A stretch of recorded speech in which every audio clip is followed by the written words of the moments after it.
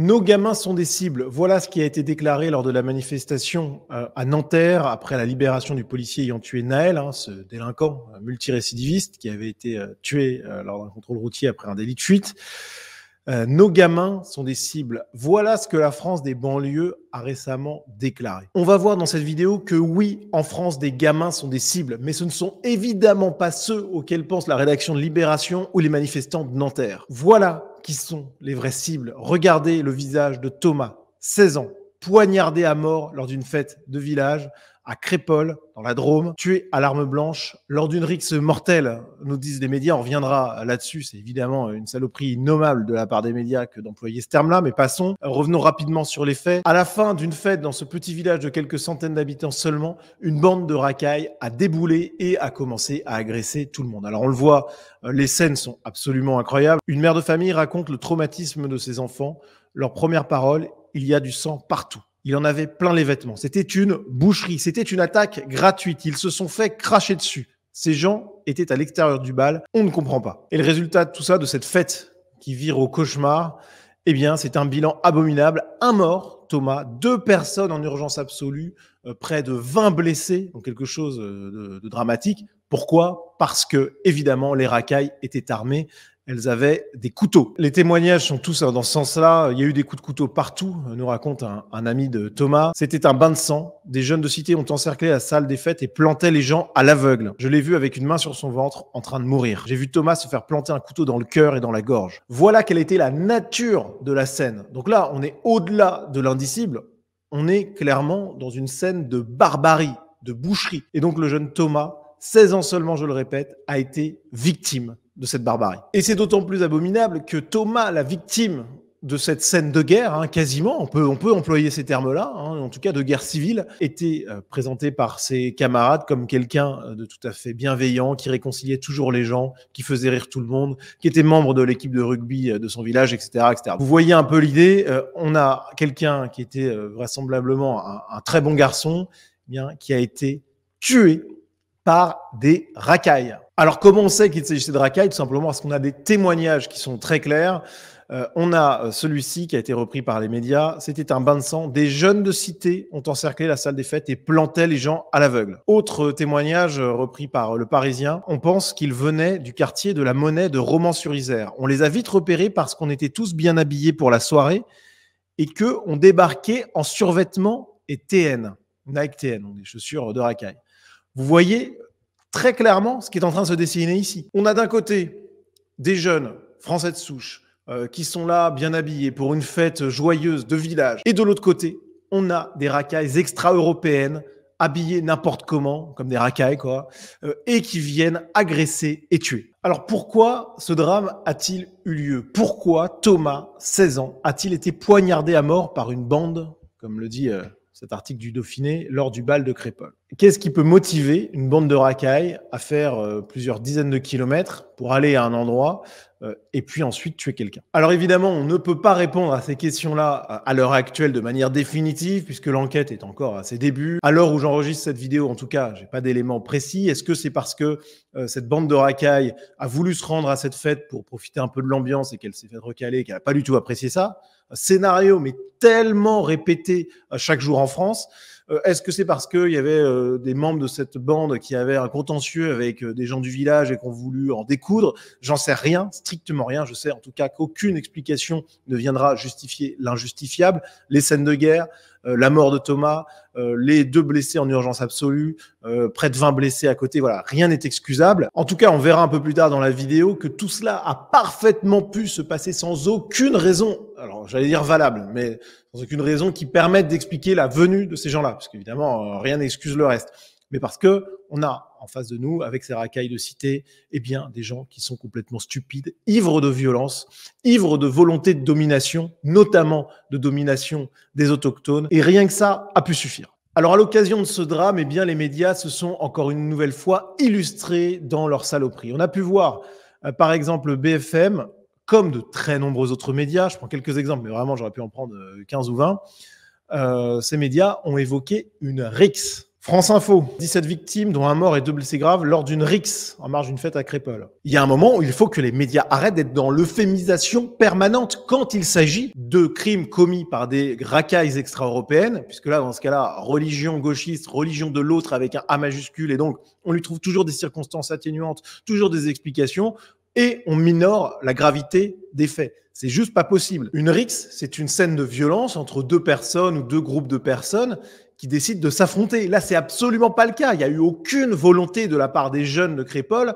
de se dire on va aller affronter ce soir cette bande de racailles. Non, c'est la bande de racailles qui est venue à la fête avec des couteaux et compagnie. Bref, donc ce n'est absolument pas une rixe. Les médias mentent, les médias minorent, parce qu'ils ne veulent pas que la gravité de la situation soit dévoilée aux Français. Il y a un moment où il faut dire les choses. Ce n'était absolument pas une rixe. C'était une agression violente en bande organisée avec pour but de blesser grièvement ou de tuer des gens, ce qu'ils ont réussi à faire malheureusement. Alors, il y a des observateurs qui ont évoqué d'autres termes que rixe, celui par exemple de razzia. Alors la razzia, ce sont ces actes de guerre, de rapine qui sont commis par des peuples extra-européens issus de la civilisation arabo-musulmane à l'encontre des peuples issus de la civilisation européenne. Donc on a connu dans l'histoire des actes de razzia un petit peu partout. C'est un terme qui peut tout à fait s'entendre, clairement, compte tenu du profil des agresseurs et du profil des victimes. On a également Pascal-Emmanuel Gaubry qui, lui, évoque carrément le terme de pogrom. Alors, le pogrom, normalement, ça vise les populations juives, bien sûr, mais lui, il y voit quelque chose d'intéressant puisqu'il y voit clairement un facteur ethnique et culturel. Et en plus, sa justification, c'est de dire que la différence est que dans un pogrom, il y a la complicité et l'encouragement des autorités de l'État, ce qui peut se défendre. Bon, moi, je ne sais pas exactement quel est le bon terme. Peut-être que finalement, le plus logique pour définir ce qui vient de se passer, c'est peut-être de parler de guerre civile ethnoculturelle. Je pense qu'il y a là-dedans quelque chose de plus évident. Voilà. On est dans un affrontement ethnique et culturel. On a deux Frances qui s'affrontent. On a la France des cités, des racailles extra-européennes, et la France des campagnes, la France éternelle, la France profonde, comme on le veut, composée évidemment de manière ultra majoritaire de Français autochtones, qui sont là depuis des siècles et des millénaires, et qui n'ont rien à voir culturellement avec ces cités. Donc on est vraiment dans quelque chose qui s'apparente à la guerre civile ethno-culturelle. Alors même si le terme est évidemment dur, je ne dis pas ça au hasard. Ce drame de Crépol, il s'inscrit dans un contexte général qui montre bien qu'on n'est pas du tout sur un cas isolé et qu'il y a clairement, je suis désolé de le dire, mais une guerre civile ethno-culturelle de basse intensité, de manière peut-être un peu inconsciente évidemment, mais il y a bien quelque chose de cet ordre-là qui se passe en France. Regardons ces exemples, avec par exemple ce tweet d'Alice Cordier qui dit « Sachez que ce qu'il s'est passé dans la Drôme n'est pas un cas isolé ». Par exemple, cela s'est déjà produit en avril dernier où des quarantenaires qui fêtaient leur anniversaire ont vu leur soirée finir en cauchemar. Invités lynchés, enfants menacés, femmes traînées au sol. Pourquoi vous ne l'avez pas su? Parce qu'il n'y a pas eu de mort. Voilà. Alors, ça, elle fait référence à cette actualité incroyable qui a eu lieu donc à Marcoussis, une trentaine de jeunes qui s'incrustent à une fête familiale et attaquent sauvagement les invités, faisant 15 blessés. C'est exactement le même principe. Voilà pourquoi je vous disais qu'il n'y avait même pas besoin de raison particulière, en fait. Les types, ils voient une fête, ils ont envie d'aller saccager cette soirée, ils ont envie de faire du mal. Voilà ce que c'est la psychologie profonde de ces racailles extra-européennes. C'est ça qu'il faut avoir en tête. Et c'est pour ça que ce genre d'actualité, aussi dramatique soit-elle, peut permettre de lever le voile sur ce qui est vraiment en train de se passer en France. On est confronté à des populations qui sont prêtes à tout pour salir, saccager, détruire, tuer les gens par pur plaisir pervers, par pure pulsion du ressentiment, par pure haine de notre civilisation. Donc là, c'était vraiment quelque chose qui était incroyable. Il y avait eu des blessés extrêmement graves. C'était une attaque complètement folle. Je ne vais pas revenir dessus, mais renseignez-vous là-dessus. C'est incroyable. Il y a plein d'autres exemples.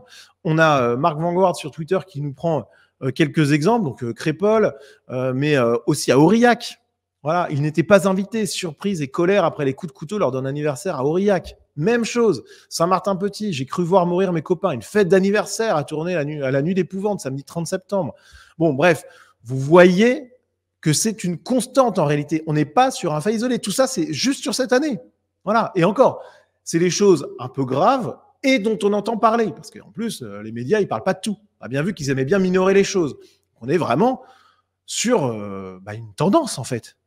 Une lame de fond. Pierre Sautarel, l'animateur du site F de Souche, qui reprend aussi quelques exemples de ces derniers temps, voilà. Donc, qui reprend ce qui s'est passé à Marcoussis, mais aussi à Pont-l'Évêque. Donc, encore une nouvelle chose. Je vous dis, il y en a plein. En fait, il y en a plein. Lors d'un mariage dans une salle des fêtes, un Algérien ivre en situation irrégulière, bienvenue en France. Merci les gauchistes. Hein. Franchement, richesse absolue l'immigration. Hein. Qui tranche la jugulaire de la mariée et blesse des invités. Voilà. Connaissance d'un des proches, il est en France pour suivre une formation. Bon, bref. Voilà le délire. Autre chose, dans le 57, Lucas, 21 ans, roué de coups au visage en marge de la fête de son village. À Saint-Martin-Petit. Damien Rieu qui va encore plus loin, qui rappelle Adrien Pérez, qui avait été tué à la sortie d'une boîte de nuit en 2018. Bon, vous voyez ce qui est en train de se passer là.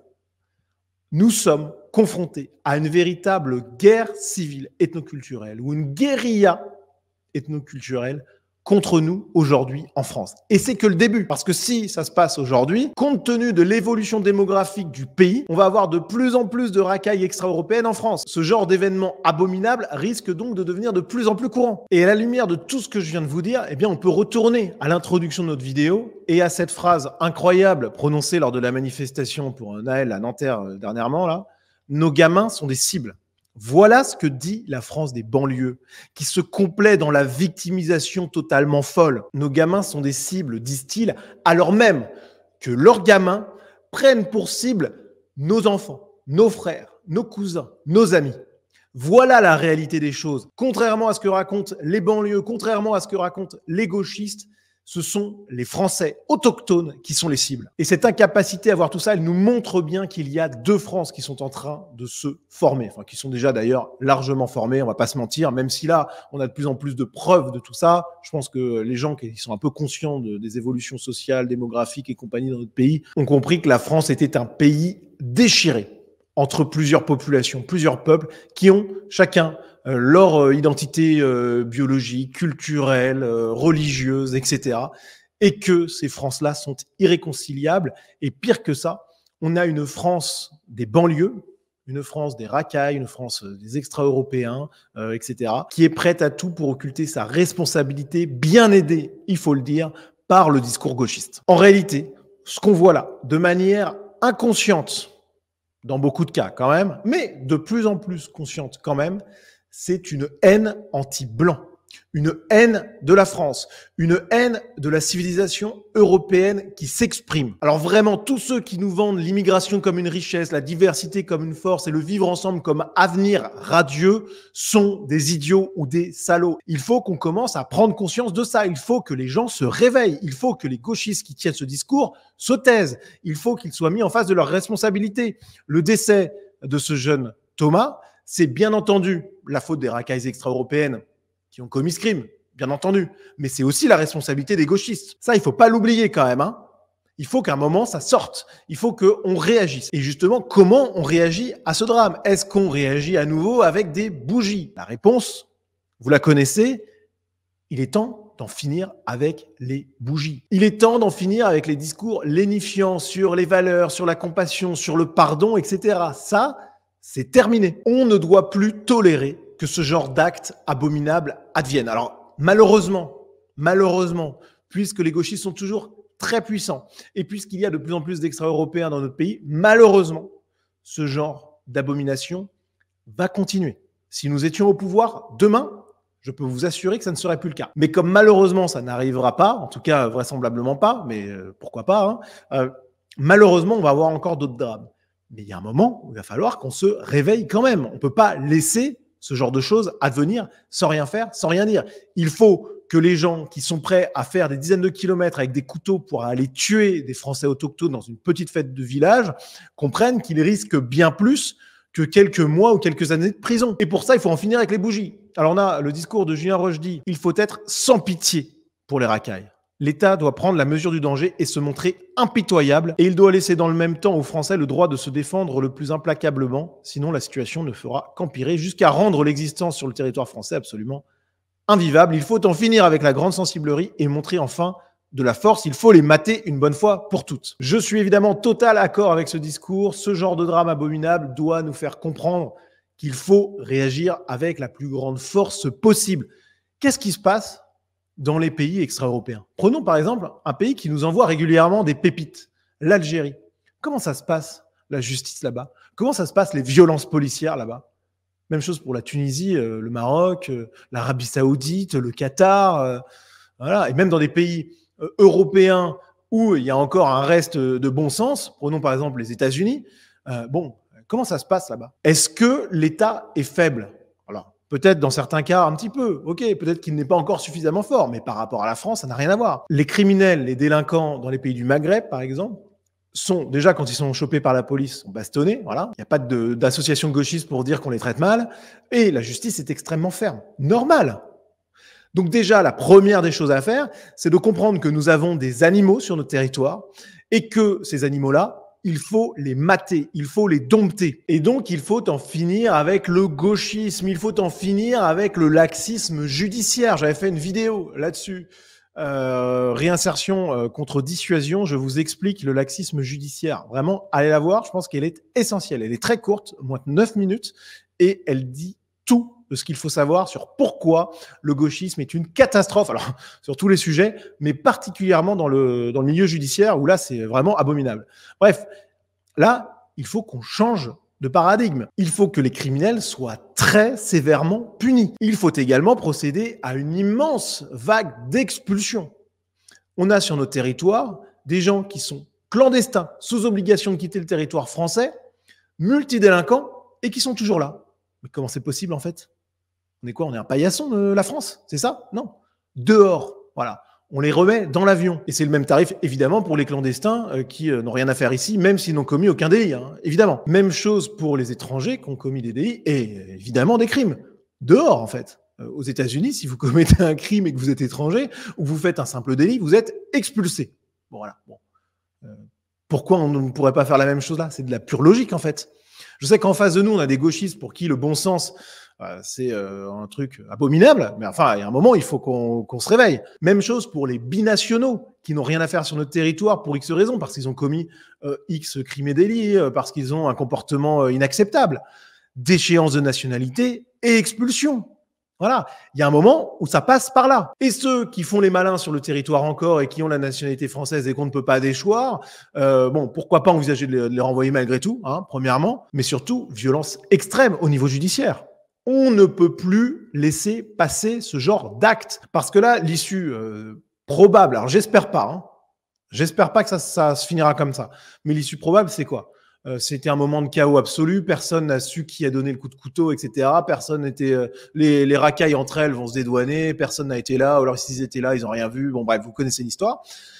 Juge gauchiste, bon, derrière, allez, peut-être qu'ils vont être condamnés à quelques années de prison. Donc, ils vont faire la moitié de leur peine avec les remises de peine. Bon, pour la plupart d'entre eux, ils vont même pas voir la cellule de l'intérieur. De toute façon, s'ils y allaient dans plein de prisons, c'est tellement Disneyland pour eux que je sais même pas si ça serait un drame. Mais enfin, vous voyez un peu l'issue malheureusement probable dans cette France gauchisée que nous connaissons, qui est que finalement tout le monde va bien s'en sortir. Sauf Thomas, sauf ses amis qui sont en urgence absolue, sauf ce village qui va être traumatisé. C'est juste pas acceptable. Donc, on veut que la justice s'applique fermement. Et comme le dit Julien Rochdy, il faut aussi laisser aux Français le droit de se défendre. Alors, dans un monde idéal, je comprends, je ne suis pas forcément de cet avis, mais je comprends intellectuellement qu'on puisse se dire le port d'armes ne sert à rien, la détention d'armes non plus, ça peut être dangereux. Enfin bon, je comprends intellectuellement le truc dans un pays parfaitement pacifié. Mais dans un pays qui est en voie d'ensauvagement à cause de l'immigration extra-européenne et du gauchisme qui permet tout ça. Dans ce pays en voie de tiers-mondisation et d'ensauvagement, il est impératif que les Français puissent se défendre. Il est impératif qu'on puisse avoir droit à porter une arme, au moins chez soi. Qu'on puisse au moins pouvoir tirer sur des cambrioleurs ou des agresseurs. Là, dans ce cas précis, propriété privée, des types veulent rentrer avec des couteaux, on les descend en fait. Voilà, il y a principe de précaution. C'est tout à fait logique, tout à fait normal. Les types commencent à être menaçants, ils commencent à s'avancer vers vous avec le couteau. Ben voilà, on les tue. C'est comme ça. Alors c'est peut-être triste, hein, le petit ange parti trop tôt peut-être, mais au moins tout le monde est vivant à la fin. On doit pouvoir défendre sa propriété privée. Et on doit même, dans certains cas, pouvoir se défendre comme ça dans la rue. Voilà, je suis désolé, mais quand on arrive dans le Far West, parce que c'est ça la France de demain si rien n'est fait, si le gauchisme est toujours là, si les immigrés extra-européens sont toujours là, ça sera une sorte de Far West avec de la violence partout. Donc si on est dans le Far West, bah, autant que nous, on ait le droit d'être armés pour affronter tout ça. Je pense qu'il y a une réflexion à avoir sur le port d'armes citoyen qui me semble essentiel. Et j'aimerais que les politiciens de droite en parlent. Parce que sinon, si les Français ne peuvent pas se défendre, vu que ce sont les seuls à ne pas avoir d'armes, puisque les criminels ont évidemment soit des couteaux, soit des armes, hein, parfois des armes de guerre, bon, bah, qu'est-ce qui va se passer? On va se laisser saigner comme ça jusqu'au bout? On va se laisser mourir? Non, mais c'est pas possible en fait. Il y a un moment, il faut qu'on se réveille. Et ce réveil, il passe par une attaque frontale, une attaque contre le laxisme judiciaire, j'en ai parlé, contre l'État complice qui organise la venue sur le territoire français chaque année de centaines de milliers d'extra-européens. C'est pas possible que ça continue comme ça. L'État est complice. Encore plus quand il disperse dans les campagnes des immigrés clandestins, des migrants, etc., des demandeurs d'asile qui les dispersent partout. C'est juste pas possible. L'État est complice. On doit attaquer l'État. On doit également attaquer les politiciens gauchistes, la France Insoumise, Mélenchon, le PS, Europe Écologie Les Verts et compagnie. Tous ces gens-là sont responsables de la mort de Thomas. Tous ces gens-là sont responsables de la tiers-mondisation du pays, de l'effondrement de la France. Et on doit attaquer l'idéologie générale qui est derrière tout ça. Le gauchisme. On doit en finir avec le gauchisme. Cette pulsion du ressentiment qui s'exprime contre l'excellence, contre la grandeur, contre l'ordre, contre la civilisation et qui veut tout abattre, inconsciemment la plupart du temps, mais consciemment aussi, hein, qui veut tout détruire. Voilà ce que c'est le gauchisme, qui veut détruire nos civilisations, nos statuts, les œuvres d'art, la grandeur, l'excellence à l'école, etc., mais qui veut aussi détruire les lois, la dureté dans la répression judiciaire, et qui finalement amène à détruire des vies. Voilà ce qu'est le gauchisme et voilà pourquoi il faut s'élever contre cette idéologie qui mine la France et toute l'Europe. Et bien sûr, il ne faut pas oublier les racailles qui sont les premières responsables de ce crime atroce, ces racailles extra-européennes qui sont elles aussi, comme les gauchistes finalement, mais avec une autre manière, mues par ce ressentiment bio-civilisationnel contre l'Europe, contre la France, contre les autochtones, qu'ils voient comme des dominants, comme des exploiteurs, comme des colonisateurs, comme des racistes, etc., etc. Vous voyez l'idée. Il faut qu'on ouvre les yeux sur la réalité de ce qu'est le vivre ensemble, de ce qu'est l'immigration extra-européenne, de ce qu'est cette émergence complètement folle de la culture racaille partout en France, et pas seulement chez les extra-européens, mais aussi chez les autochtones d'ailleurs. Enfin, c'est un autre sujet.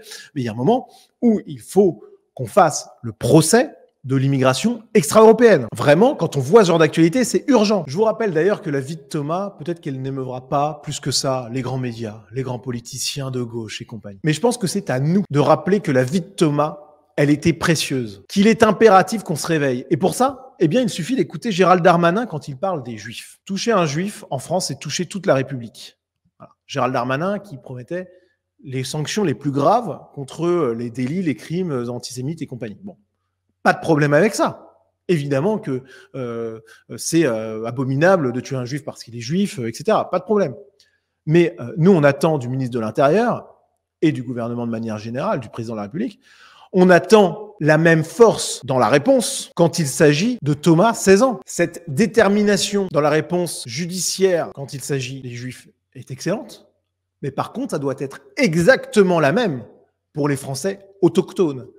Et donc, là, il va falloir que Gérald Darmanin et toute sa bande, qui se sont présentés comme inflexibles et déterminés sur la question des atteintes aux Juifs, qu'ils montrent exactement la même dureté quand il s'agit des Français autochtones, parce que sinon, ça va mal se passer pour eux. Il y a un moment où la colère populaire va exploser à force de deux poids, deux mesures. Donc à nous de rappeler à tous nos dirigeants politiques à quel point il va falloir qu'ils se bougent. Alors pour conclure cette vidéo, on va essayer de dézoomer un petit peu et on va essayer de s'interroger sur l'avenir de la France. Quand on dézoome un petit peu et qu'on analyse les tendances prospectives, on se rend compte qu'il y a une tendance très lourde que j'ai évoquée dans le numéro 7 de l'émission Plein Phare, que je vous invite à regarder. On se rend compte que la tendance la plus lourde, c'est celle de la démographie, celle de la part de plus en plus importante des Français d'origine immigrée dans la population totale. Dans moins de 20 ans, on aura la moitié des moins de 18 ans qui seront vraisemblablement d'origine extra-européenne. Je peux vous dire que les conséquences concrètes de tout ça, elles vont être très violentes. Ça, il faut qu'on l'ait en tête et c'est pour ça qu'il faut qu'on agisse. Donc déjà, qu'on stoppe les flux ou qu'on les réduise au strict minimum et qu'on vide les stocks présents sur le territoire, c'est-à-dire les clandestins, les étrangers qui ont commis des crimes et des délits, les binationaux qui ont commis eux aussi des crimes et des délits, les immigrés extra-européens qui ont un comportement complètement incompatible avec la vie en société française et européenne. Bref, il faut faire le ménage. Et cette étude sur la prospective démographique française, elle est fondamentale. Elle nous dit ce que sera la France si nous ne faisons rien. Ça sera une descente aux enfers, ça sera une tiers-mondisation XXL. Et on ne peut pas laisser passer ça. L'avenir de la France, si rien n'est fait contre le gauchisme, contre l'immigration extra-européenne, c'est d'être un mélange dans tout ce qu'il y a de pire de l'Afrique du Sud, du Brésil et du Liban, avec des conflits ethniques, religieux, culturels et une pauvreté incroyable. Voilà ce que va devenir la France si nous ne faisons rien. Et je peux vous dire que dans ce genre d'avenir, eh bien, les Thomas, il y en aura des dizaines, des centaines, des milliers, peut-être même bien plus, si on va jusqu'au pire, c'est-à-dire jusqu'au génocide anti-blanc. Et les amis, c'est pas du tout impossible. Quand on voit la virulence des extra-européens contre le racisme, contre les colons, contre les mécréants même d'ailleurs, je veux dire, il y a un cocktail général qui est mortel. Cette pulsion du ressentiment qui s'exprime chez eux par cette volonté d'aller foutre le bordel dans les soirées privées, d'aller agresser des gens, violer des jeunes femmes, etc. Mais à terme, si la part des extra-européens dans la population française augmente de manière phénoménale, ce qui est malheureusement une issue possible, je vous le dis, mais malheureusement, on ne peut pas exclure des politiques génocidaires anti-blanches dans les décennies, ou peut-être les siècles, j'en sais rien, qui viennent. Ce drame qui a touché Thomas, ça doit être un électrochoc de plus, malheureusement pas le premier, malheureusement pas le dernier, mais là on est quand même dans quelque chose de dramatique, on a des racailles de cités qui viennent jusque dans les campagnes, comme le dit la Marseillaise, pour égorger nos fils.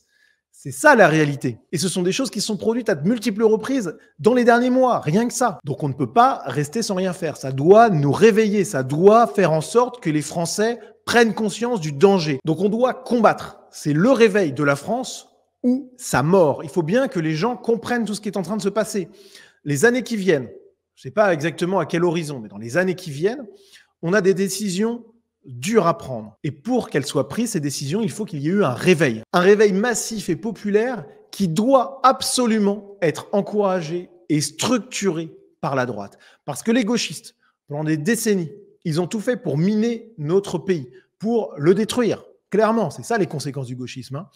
Et nous, pour réparer tout ça, on va devoir s'appuyer sur le bon sens populaire, général, le fait de voir que, par exemple, certaines populations, pour des raisons biologiques et culturelles, sont surreprésentées dans les actes de délinquance, etc. Il faut qu'on permette ce réveil sur ces questions-là. Et il faut donner des éléments rigoureux, structurants à tous ces gens qui sont en train de se réveiller. Voilà ce qu'il faut faire dans les années à venir. Il faut que les Français comprennent qu'ils ont deux ennemis mortels, l'immigration extra-européenne et le gauchisme. Voilà quel est l'enjeu de ce drame abominable, de cet acte quasiment terroriste anti-blanc, clairement. En tout cas, mu par la haine des Français et des Européens, voilà quel est l'enjeu général. Voilà ce qui se joue non seulement à Crépol dans la Drôme, mais partout en France.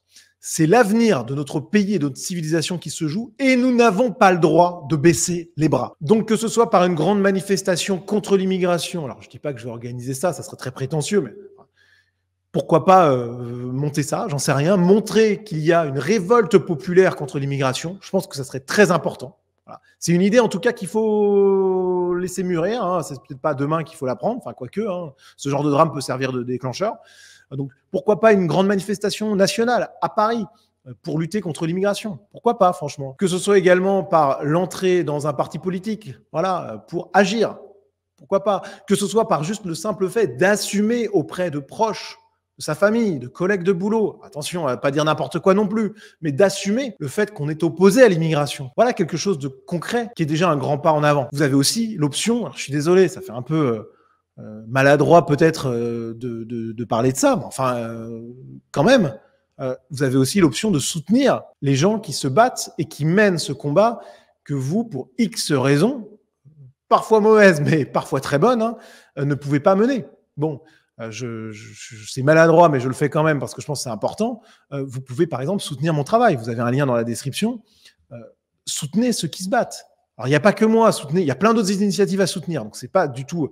Je veux pas ramener ça à moi, mais enfin voilà, j'en parle quand même parce que c'est important.